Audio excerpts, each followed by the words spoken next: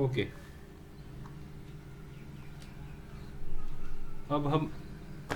अब हम स्टडी करेंगे आर्गेंट प्लेन को। ओके, तो बहुत ही सिंपल है, बेसिक ग्राफ है। ओके, तो आर्गेंट प्लेन होता क्या है? बेसिकली एक्स वाई प्लेन को ही हम आर्गेंट प्लेन कहते हैं। एक्स वाई प्लेन में क्या होता था? दो एक्सिस होती थी, है ना। वर्टिकल एक्सिस को हम लोग वाई एक्सिस बोला करते थे और हॉरिजॉन्टल एक्सिस को हम लोग एक्स एक्सिस बोला करते थे। क्लियर? ये जहाँ दोनों एक्सिस एक दूसरे को इंटरसेक्ट करती थी उस पॉइंट को ओरिजिन ओ बोला करते थे।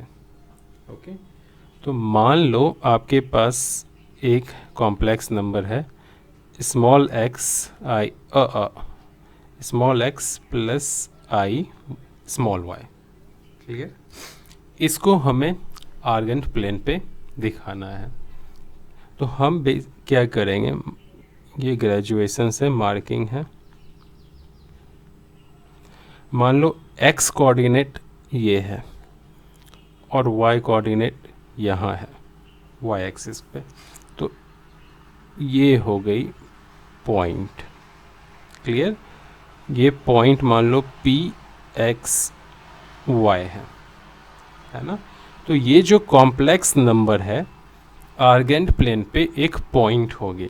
ठीक है, रियल पार्ट जो है कॉम्प्लेक्स नंबर की यानी एक्स, वो होगी एक्स एक्सिस पे, और जो इमेजनरी पार्ट है इस कॉम्प्लेक्स नंबर z की उसको हम लिखेंगे या दर्शाएंगे वर्टिकल एक्सिस के ऊपर। क्लियर हो गई? तो ये हो गई पॉइंट P और ये हो गया O। ओके, अब हम कुछ ज्योमेट्री समझेंगे, ज्योमेट्रिकल कॉन्सेप्ट समझेंगे। ओके, यहाँ O से, ठीक है, ये जो ओरिजिन है इस लाइन को मिलाएंगे तो OP क्या हो गई? ये लेंथ है ना। पॉइंट O और पॉइंट P के बीच की जो लेंथ है उसी को क्या बोलते हैं? OP, है ना। O ओरिजिन है और पॉइंट P है। ओके, अगर ये कॉम्प्लेक्स नंबर स्टैंडर्ड फॉर्म के अकॉर्डिंग सोचे तो ये OP हो जाएगी मॉडुलस Z। क्लियर हो गई? OP क्या हो जाएगी? Modulus Z। ये कॉम्प्लेक्स नंबर जो है x प्लस आई वाई वो क्या हो गई? PXY, एक पॉइंट।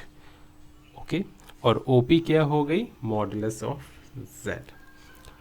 x एक्सिस और इस OP के बीच में जो एंगल फॉर्म होगा, ठीक है, मान लो ये फाई एंगल है, ये हो जाएगी argument of complex number Z। Argument निकालना तो हमें आता ही है। क्लियर हो गई? ये जो एंगल है पॉजिटिव सेंस में यानी एंटी क्लॉकवाइज एक्स एक्सिस से, ये क्या हो जाएगी? Argument of Z। क्लियर हो गया? यहाँ तो कोई प्रॉब्लम नहीं होगा। ओके, तो वेक्टर फॉर्म में भी आप इसको लिख सकते हो, कोऑर्डिनेट के फॉर्म में लिख लिया तो ये कॉम्प्लेक्स नंबर x प्लस आई वाई को वेक्टर फॉर्म में हम लिख सकते हैं OP वेक्टर। क्लियर हो गया? वेक्टर फॉर्म में क्या लिख सकते हैं? OP vector. क्लियर हो गया? ये Z equal to argument of Z क्या हो गई? Angle phi. लेंथ OP क्या हो गई? Modulus of Z। बस हो गया ख़त्म। ओके, इसके अलावा कुछ और कॉन्सेप्ट इसमें नहीं है। जो भी स्ट्रेट लाइन की कॉन्सेप्ट है मोर और लेस इसमें फिट बैठती है, तो क्वेश्चंस के अकॉर्डिंग आप कर सकते हो। अब आपके पास मान लो कोई भी एक क्वेश्चन, कोई कॉम्प्लेक्स नंबर हो, उसको आर्गेंट प्लेन पे दिखाना है तो आप दिखा सकते हो, है ना। ऐसा भी हो सकता है दो तीन कॉम्प्लेक्स नंबर हो, उन सबको एक ही आर्गेंट प्लेन पे दिखाना हो तो भी आप दिखा सकते हो। मान लो आपके पास एक कॉम्प्लेक्स नंबर है z equal to 3 plus 5i और क्वेश्चंस में कह दे अब इसको आर्गन प्लेन पे दिखाओ और इसका जो कॉन्जुगेट है यानी 3 माइनस 5i इसको भी आर्गन प्लेन पे दिखाओ। नेगेटिव ऑफ z यानी -3 माइनस 5i इसको भी दिखाओ। और नेगेटिव ऑफ z का जो कॉन्जुगेट है माने इसका जो कॉन्जुगेट है यानी -3 प्लस 5i इसको भी दिखाओ। क्लियर? एक ही आर्गन प्लेन पे। तो देखो हम कैसे दिखाएंगे। हम बना लेते हैं ये y एक्सिस, ये x एक्सिस, ये हो गई ओरिजिन 0 0। मान लेते हैं ये पॉइंट +3 है, यहाँ 1 है, यहाँ 2 है, यहाँ 3 है ना।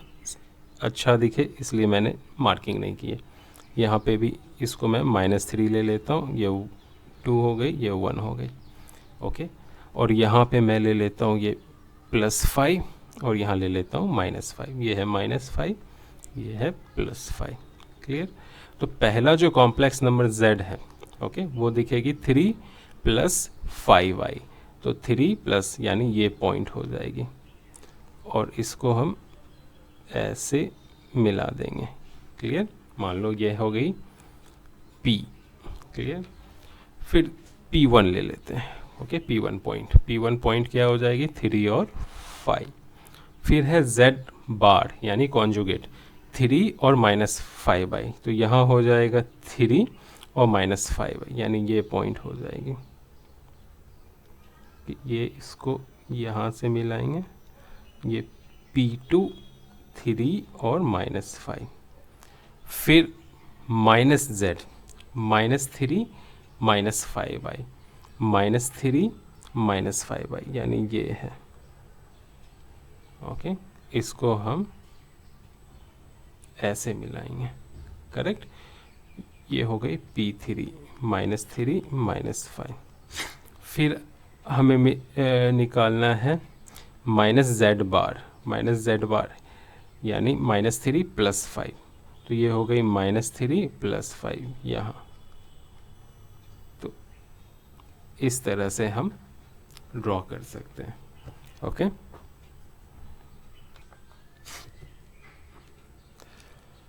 तो पॉजिटिव सेंस में ये जो एंगल होगी मान लो है φ1। ये जो एंगल होगी ये हो φ2 यहाँ लेना है पड़ेगा। ये पूरी ऐसे घूम के यहाँ आई, ये पूरी एंगल जो है ये हो गई φ2। ओके, और 3 यहाँ है तो यहाँ से यहाँ ये जो एंगल है ये है φ3 और यहाँ से यहाँ जो ये एंगल होगी ये होगी φ4। आप लोग समझ ही गए होंगे।